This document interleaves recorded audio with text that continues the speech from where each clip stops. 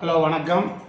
என்கேஎஸ் அஸ்ட்ரோடி பார்த்து கொண்டுள்ள ஜோதிட நண்பர்களுக்கும் சோதிட சொந்தங்களுக்கும் ஜோதிட ஆராய்ச்சியாளர்களுக்கும் ஜோதிடம் பார்த்து கொண்டுள்ள அத்தனை ஜோதிட சகோதர சகோதரிகள் அனைவருக்கும் என்னுடைய வணக்கம். சேலத்திலேருந்து சோதநாடு ஜோதிட பேராசிரியர் வணக்கம். நம்ம என்கேஎஸ் அஸ்ட்ரோடியில் ஒரு வீடியோ போடுவோம். அது மக்களுக்காக தான், உங்களுக்காக ரொம்ப தெளிவாக ஒரு ஜாதகத்தை போட்டு, அந்த ஜாதகம்னா கற்பனையெல்லாம் கிடையாது. அந்த ஜாதகத்தை கற்பனையில் நம்ம சொல்கிறதில்ல. ஒரு ஜாதகம் பார்த்து பலன் சொன்னால் அந்த பலனை உங்களுக்கு தெளிவாக்கிறது தான் எங்களுடைய வேலை. அப்படி ஒரு ஜாதகம் இன்றைக்கி ஒரு வீடியோ பதிவிடம் பார்த்துங்க. 26/11/1975 3:5 PM சென்னை. இது ஒரு பெண்ணு. லக்கணம் பார்த்தீங்கன்னா மீன லக்கணம். லக்கணத்தில் குரு, 2ல் கேது, 4ல் செவ்வாய், 5ல் சனி, 6ல் சந்திரன், 7ல் சுக்கிரன், 8ல் ராகு, 9ல் சூரியன் புதன். இது ராசி கட்டம். நவம்ச கட்டம் அதே மீன லக்கணம். லக்கணத்துக்கு 4ல் மிதுனத்தில் ராகு, கடகத்தில் சந்திரன், சிம்மத்தில் சுக்கிரன், கன்னியில் சூரியன் புதன் சனி, விருச்சகத்தில் செவ்வாய், தனுசில் கேது, மகரத்தில் குரு. இது ராசி கட்டம், நவம்ச கட்டம் 2 வந்துருச்சு. இப்போ இந்த அம்மாவுக்கு வயசு பார்த்திங்கன்னா 50 முடிஞ்சு 51 பிறந்துச்சு. பிறந்த காலத்தில் கே திசை 1 வருஷம் மாதம்லாம் 4 நாள். இப்போ ராகு திசையில் சனி புத்தி ஓடுது. இப்போ நாங்கள் ஜாதகம் கணிச்சிட்டு என்ன சொல்லுவோம்னா, முதல்ல வயசு சொல்லுவோம், லக்கணம் ராசி சொல்லுவோம், நடப்பு திசை பற்றி சொல்லுவோம், ஜன காலத்துலேருந்து நடக்கூடிய திசை பற்றி சொல்லுவோம். சொல்லிவிட்டு இன்னும் இந்த அம்மா நடக்கும்னு சொல்லுவோம். அப்போ இந்த அம்மா கிட்ட இந்த அம்மாவும் பார்ப்பாங்க, சென்னையில் இந்த அம்மாவும் பார்ப்பாங்க. நம்ம சோதனை சொல்லும்போது என்ன சொன்னோமே அதுதான் இப்போ வீடியோவில் சொல்லணும். ஏன்னா அந்த அம்மா பார்த்துட்டு கூட என்னங்க என்கிட்ட ஜாதகம் சொன்னது ஒரு மாதிரியாக இருக்குது, நீ வீடியோவில் ஒரு மாதிரியாக சொல்லணும்னு நம்மளை சொல்லக்கூடாது. ஆயிரக்கணக்கான பேர் பார்ப்பாங்க. அதில் நம்ம உண்மையாக இருக்கணும். அதுதான் நான் ஒன்றும் இல்லை, அந்த அம்மாட்ட கேட்டதே வயசே திசை பற்றி லக்கணம் ராசி சொல்லிட்டேன். ஏம்மா உச்சி மலை மேலே ஏறி மரணத்தை நோக்கி தவிக்கிறையா, குதிக்கலாமா, மரணத்தை நோக்கி இருக்கிறேன்னு தான் கேட்டேன். அந்த அம்மா ஆமானிச்சிங்க, நான் இருக்கிறத விட இறந்துடலாம் அப்படின்னு அந்த அம்மா சொல்லிச்சு. அம்மா நீ இறக்க மாட்டம்மா, ஆனால் உனக்கு மரணம் உன்னை தேடி வர மாதிரி இருக்கும், மரண பிடியில் இருப்ப, உனக்கு மரண பயத்தை காட்டுதம்மான்னு. ஆமானிச்சு. சரி, அந்த அம்மா கேட்டுச்சு, ஏங்க எதுக்கு மரணத்தை நோக்கி போகிறோம், மரணத்தை பயம் வந்துருச்சு, இறந்துடலான்னு எனக்கும் தோணுது, நீங்களும் சொன்னீங்களே, எதுக்காகன்னு கேட்டுச்சு. நான் சொன்னேன், அம்மா உங்களுக்கு ஒரு வியாதி வந்திருக்கு, நோய் வந்திருக்கும், அந்த வியாதி உங்களை வாட்டு தானே. ஆமாம். என்ன வியாதின்னு உங்களால் சொல்ல முடியுமான்னு. நாங்கள் ஜோதிடத்தில் எம்ஆர்ஐ ஸ்கேன் எடுக்கிற மாதிரி நாங்கள் எடுத்துருவோம் சுகர் நாடியில். அம்மா உங்களுக்கு கேன்சர் வந்துக்குதும்மா அப்படின்னேன். ஆமான்னு. ஆனால் நான் சொன்னேன், கேன்சரில் வந்தால் கேன்சர் வந்துக்குதும்மா, கேன்சரில் உங்களுக்கு அதை ஆப்ரேஷன் பண்ணி எடுத்துருவாங்க, நீங்கள் உயிர் போகாதுமான்னு. நல்லது, சந்தோஷம், உயிர் போகாது, நம்ம இறக்க மாட்டாங்க. அப்போ நாம் ஒரு ஜாதகத்தை பார்த்தா கேன்சரு வரக்கூடிய நோய்க்கு என்னென்ன கிரகம் இருக்குது, மரணத்துக்கு என்னென்ன கிரகம் இருக்குது, இதெல்லாம் நம்ம தெரிஞ்சு வச்சுக்கணும். அப்படி சொன்னோம். அந்த அம்மான்னு சொல்லிச்சு, போய் உடம்புல செக்கப் பண்ணி கேன்சர் இருக்குது, ஆனால் அது ஆரம்ப ஸ்டேஜ் தான், அது இன்னும் பரவலை, அது ஆப்ரேஷன் பண்ணி எடுத்துட்டா ஒன்றும் பாதிப்பு இல்லைன்னு டாக்டர்னு சொல்லிட்டாங்க. நானும் சொல்கிறேம்மா, உனக்கு கேன்சர் வந்துருக்குது, அந்த கேன்சர் உன்னை ஒன்றுமே பண்ணாது, அது நீ ஆப்ரேஷன் பண்ணி எடுத்துக்கலாம், உழைச்சிக்குவ, உங்களுக்கு குழந்தைங்க ஒரு பையன் ஒரு பொண்ணுக்குது, பிள்ளைங்களை கல்யாணம் பண்ணி பார்ப்பேன், பிள்ளைங்களை பேரம்பதெல்லாம் பார்த்துருவேன், உனக்கு ஆயில் நீண்ட ஆயில் இருக்குது, நீ இறக்க மாட்டோமான்னு சொன்னேன். ரொம்ப சந்தோஷம். சரி, அந்த அம்மா கேட்டுச்சு, எனக்கு கேன்சர்னு சொல்கிறீங்களே, எந்த இடத்துல கேன்சர் வரும் அப்படிச்சு. மார்பகத்தில் மாறினேன். ஆமான்னு. அப்போ அந்த விதிகள்லாம் வேணும். அப்போ அந்த அம்மாவுக்கு நம்ம சொல்லக்கூடியதெல்லாம் சொல்லிடுச்சு. ரைட்டு, சந்தோஷம். இப்போ உங்களுக்கு வேணும் இல்லையா, ஒவ்வொரு புள்ளி இங்கே பாருங்க போர்டில் இருக்குதுங்களா, ஒவ்வொரு புள்ளிக்கும் நூற்றுக்கணக்கான விதி இருக்குது, அமைப்பு இருக்குது. இப்போ ஒரு ஒரு கேன்சர் நோய் எந்த இடத்துலன்னு முதல்ல தெரிஞ்சு சொல்லணும். அந்த எந்த இடத்துல சொல்கிறோம்னா அந்த இடத்துல கரெக்டாக சொல்லணும் அவங்க. இப்போ அந்த இடத்துக்கு நம்ம முதல்ல மனப்பாடம் பண்ணி வைக்கணும் ஜோசியத்தில். என்னன்னா 12 பாவமும் உடல் அங்கமும். ஜோதிடர்கள் நண்பர்களே, சகோதர சகோதரிகளை, ஆராய்ச்சியாளர்கள் நல்லா ஒரு நோட் போட்டு எழுதிங்க. 12 பாவமும் உடல் அங்கமும். லக்கணங்கிறது தலை, உங்களுக்கு தெரியும், ஆனால் ஜோசியம் பார்க்கும்போது மறந்து போய் வராது.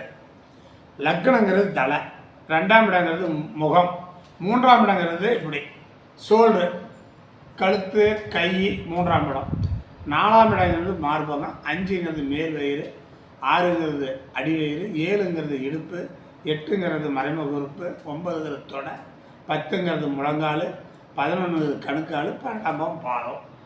அப்போ இந்த இடத்த வச்சு தான் அந்த நோய் எங்கே தாக்குது, எந்த இடத்துலன்னு சொல்லணும். இதை மனப்பாடம் பண்ணி வச்சுக்கிங்க. சரி, இப்போ 4ஆம் பாவத்துக்கு உங்களுக்கு சொல்லியாச்சு. 4ஆம் பாவத்தில் மார்பகம் வருது அப்படின்னு சொல்லியாச்சு. அதை வச்சு சரி, எப்படி கேன்சர் வந்ததுக்கு கிரக விதி என்ன அப்படின்னு. எப்பவுமே ஒரு ஜாதகத்தில் செவ்வாய் என்பது ரத்தம், ராகு என்பது விஷம். ராகும் செவ்வாயும் நேர் எதிரே நிற்கணும். இப்படி நேர் எதிரே. இப்போ ராகு வந்து இப்போ எதிரே நிற்குதுன்னா, இப்போ உதாரணம் சொல்கிறேன். ராகு இப்போ கும்பத்தில் இருக்குது, அந்த ராகு மகரத்தை நோக்கி போகும். உதாரணத்துக்கு செவ்வாய் மகரத்தில் இருக்குதுன்னு வச்சுக்கோங்க. அப்போ செவ்வாய் ராகு நேருக்கு நேர் மோதும். சரிங்க, அடுத்தது ஒரே வீட்டில் செவ்வாய் ராகும், இப்போ கும்பத்தை வச்சுக்கலாம், ராகு இருக்க இடத்த வச்சுக்கலாம். இப்போ ராகு வந்து கும்பத்தில் அவிட்டம் 4ஆம் பாவத்தில் வச்சுக்கலாம். அவிட்டம் 3ஆம் பாவத்தில் செவ்வாய் மேலே நின்றுச்சுன்னா அப்போ ராகும் செவ்வாய் நேருக்கு நேர் மோதும். இது உதாரணம் சொன்னேன், கோச்சாரத்தில் உள்ள ராகு. இப்போ இந்த ஜாதகத்துக்கு நாங்கள் சொல்கிறேன். ராகு வந்து துலானில் இருக்குது. இந்த இடத்துல ரொம்ப மைனூட்டாக கேட்கணும், மைனூட்டாக பார்க்கணும்.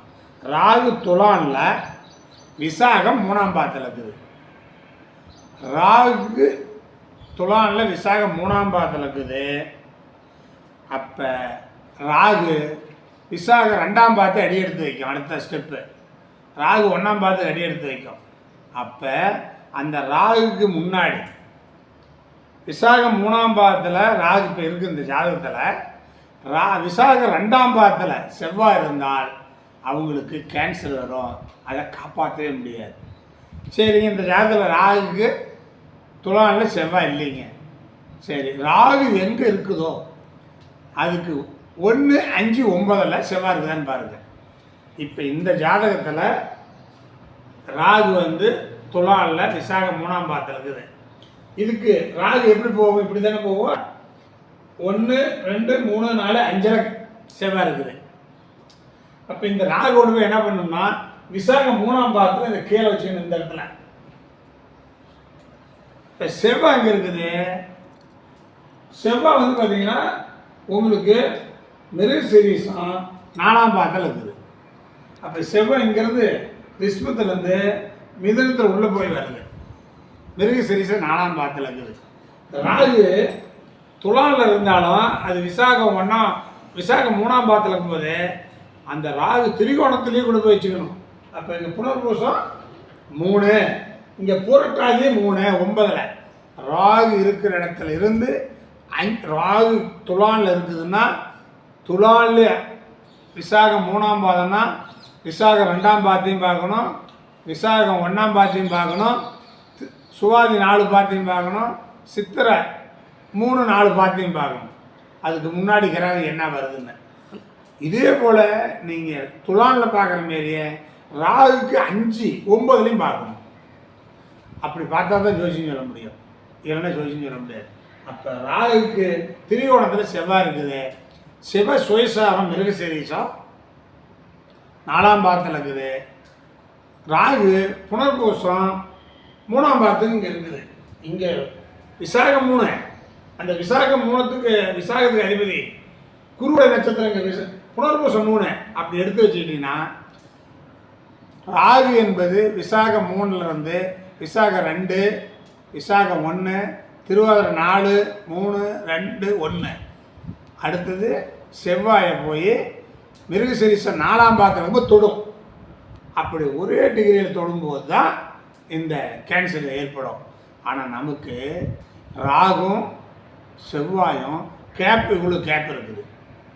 இங்கே மிருகசீரிஷம் 4ஆம் பாதம், இது புனர்பூசம் 3ஆம் பாதம், நடுவில் புனர்பூசம் 2 1 2 பாதம், திருவாதிரை 4 பாதம், 6 பாதம், 6 பாதத்துக்கு 6 3 18 டிகிரி, 6 3 18 3 21 டிகிரி தள்ளி இருக்குது.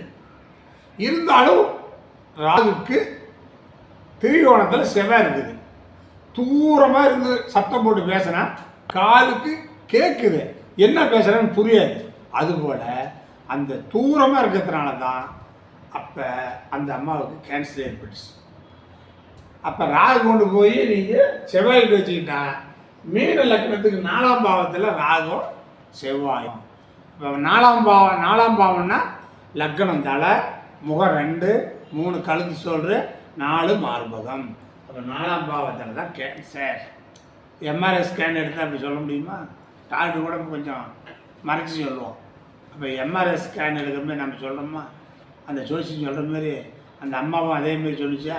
அதுபோல் உங்களுக்கு ராகு எங்கே இருக்கிறதோ அதுக்கு திரிகோணத்தில் எந்த கிரகம் இருக்குதோ அந்த கிரகம் தாரகம் பாதிக்கப்படும்.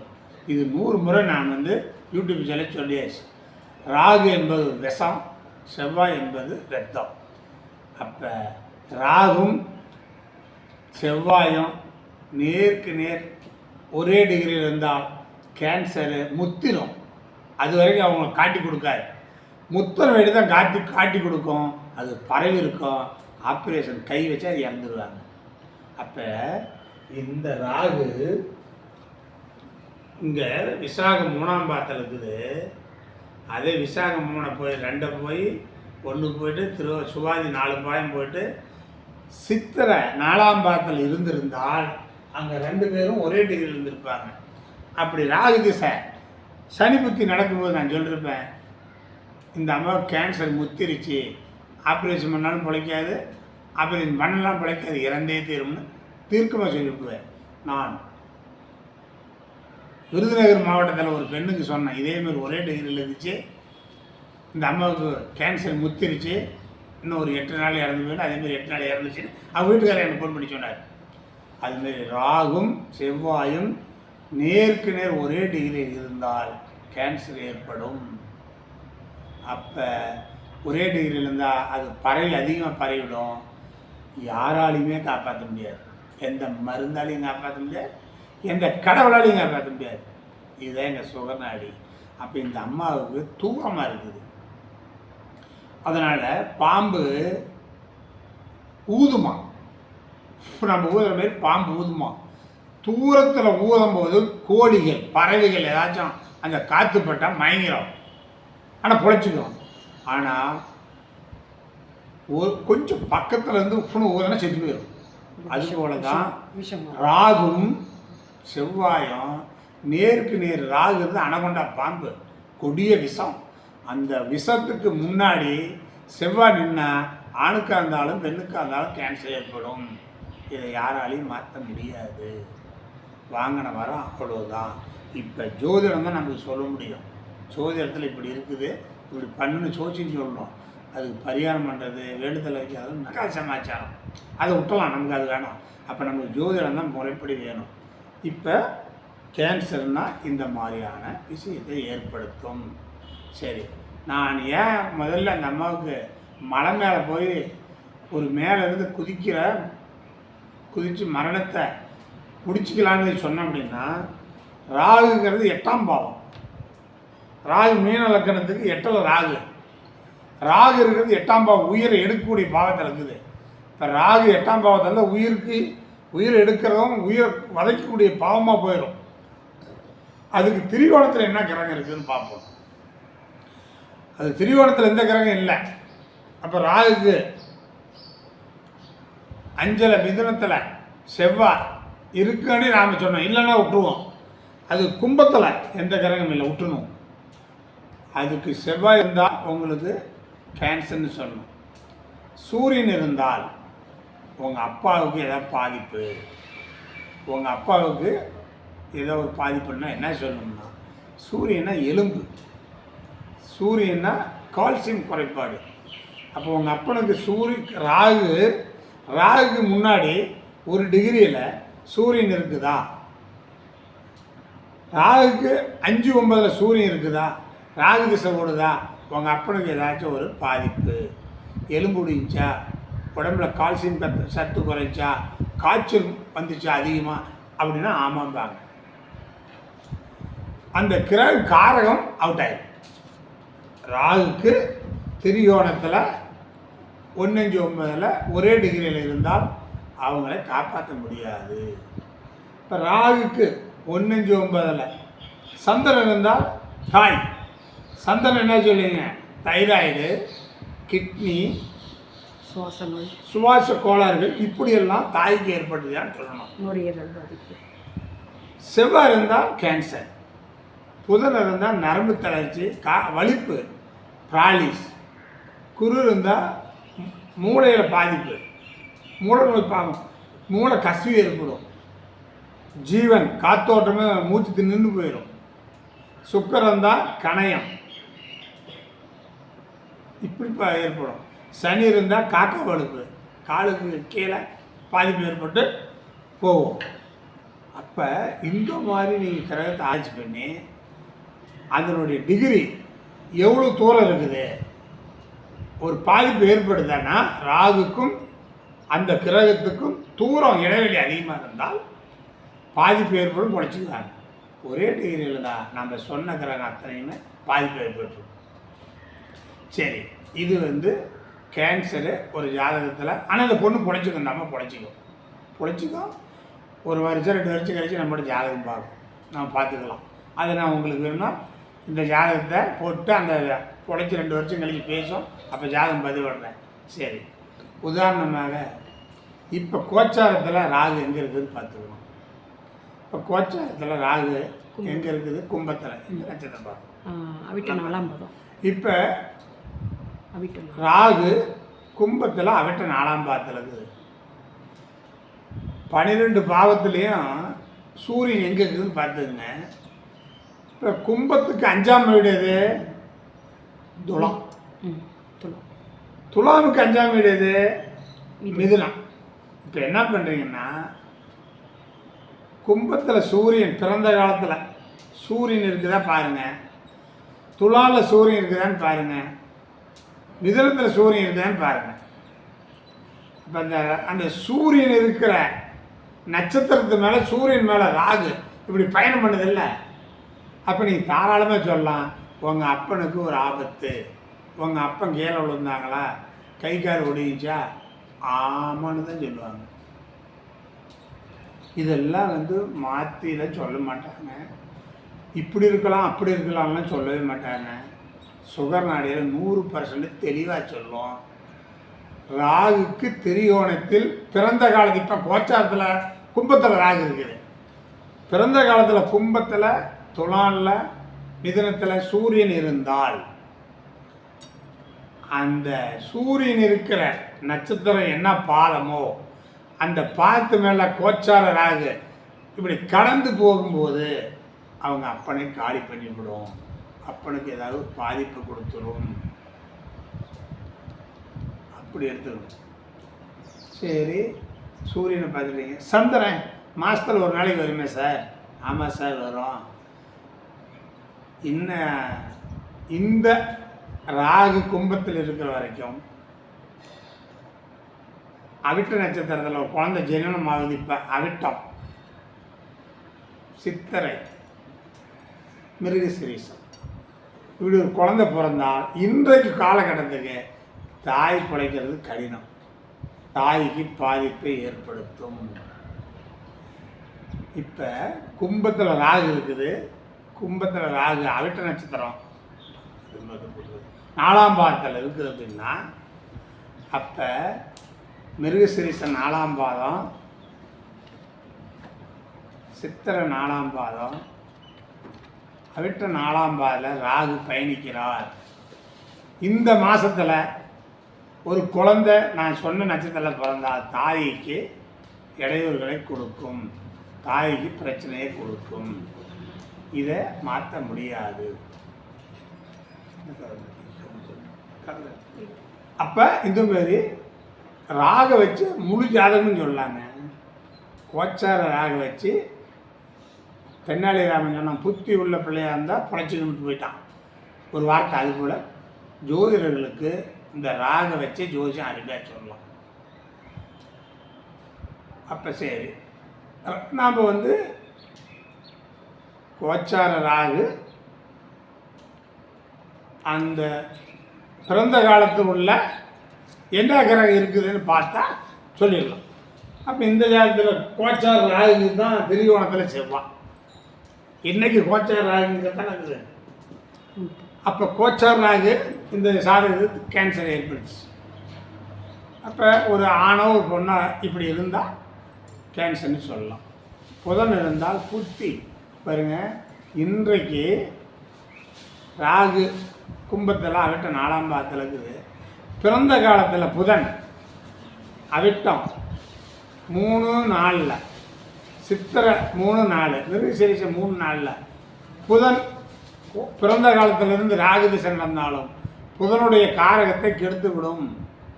படிக்கிற காலமாக இருந்தால் படிப்பு கெடுக்கும். நல்லா ஒரு 40-50 வயசில் இருந்தால் புத்தி கிடைக்கும். கையெழுத்து போடுறாங்கல்ல, புதன் தான் கையெழுத்து, ஒப்பந்தம், செல்ஃபோனு, டாக்குமெண்ட்ஸு. அப்போ புதனுடைய காரணம் என்னவோ அதை மாட்டிக்குவாங்க. அப்போ அதெல்லாம் அந்த கிரகம் வேலையை செய்யும். குரு இருந்தால், குருன்னு என்னங்க, பணம், உங்கள் பணம் போயிடும், பிள்ளைகளுக்கு பாதிப்பு ஏற்படுத்தும், கல்லீரல் மூளை கொஞ்சம் பிரச்சனை ஏற்படுத்தும். இதெல்லாம் நீங்கள் பார்த்துக்கணும். சுக்கிரன் இருந்தால், ஆணாக இருந்தால் மனைவி மூலமும் அத்தை மூலமும் இந்த இடைஞ்சல்கள் வரும்னு சொல்லணும். சாதகனுக்கு கணையம்தான் சுக்கிரன் இன்சுலினை கொடுக்கக்கூடிய பாயிண்ட். 50-60 வயசுலாம் இருந்தாங்கன்னா சர்க்கரை வந்துடுங்க, சர்க்கரை வந்து அதிகமாகிடும், சர்க்கரை அதிகமாகிடும். அப்போ இந்தமாரி பார்த்துக்கணும். சனி இருந்தால் தொழிலை பாதிக்கும், காலில் பாதிப்படும். இப்படியெல்லாம் நீங்கள் பார்த்து கோச்சார ராகு வச்சு பலன் சொல்லலாம். கோச்சார ராகியும் பிறந்த காலத்தில் உள்ள திசா புத்தியும் நிகழ்ச்சி சொல்லலாம். இன்றைக்கு ராகு கோச்சாரத்தில் எங்கே இருக்குதோ பிறந்த காலத்தில் இந்த 9 கோள்களும் ராகு திரிகோணத்தில் இருக்குதா அடித்து சொல்லிப்பலாம். இந்தமாரி பலன் சொல்லலாம். அப்போ இந்தமாரி எல்லாம் வேலை செய்யும். அப்போ நமக்கு சுகர் நாடி இதெல்லாம் தெல்ல தெளிவாக எடுத்து கொடுக்கும். அப்போ நாம் பார்த்து தான் சொல்லணும் ஜாதகம்.